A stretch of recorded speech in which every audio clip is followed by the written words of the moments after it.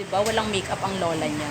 Andi dito po ako sa bayaran ngayon ng Prime Water. Andi dyan ang ating mga ka-consumer. Hello, mag-hi po kayo. Ayan. So ngayon po, ang sikat ngayon, dito lang sa tapat ng Prime Water, tsaka yung land bank na yun nakikita ba? Doon sa land bank na yun, Villa Crucin.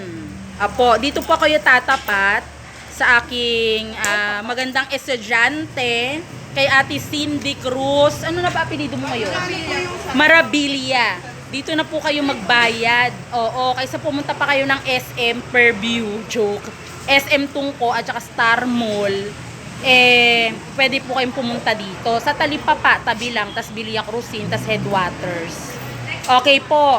Ano po ito? Dagdag kaalaman mga katuto ha, lalo na yung mga taga-Sapang Palay, lalo na yung mga senior citizen. Naku, wag na po kayong mag-aligaga. Kung wala po kayong GCash, dito na po kayo dumiretso. Pag may GCash naman, dyan na lang po kayo sa bahay-bahay nyo kaysa mainitan po kayo, ha? Pwede rin namang overdue. Oo, kasi aprobado ito ng Prime Water. Malapit lang, ano lang, lakad-lakad lang, tawid lang. So yun po ha, mga katuto sa Prime Water. Ako pinagbayad ng mama ko, kasi senior citizen na yun, di maalam sa mga teki-teki ganyan at punta-punta sa bayad center.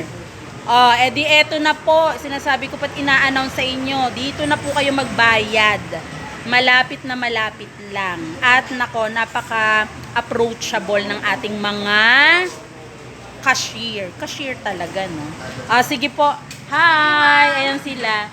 Dito lang po yan, Road 1. Tapat lang ng talaga, Prime Water. Maraming salamat. Pakisend po sa iba. Welcome. Bye-bye.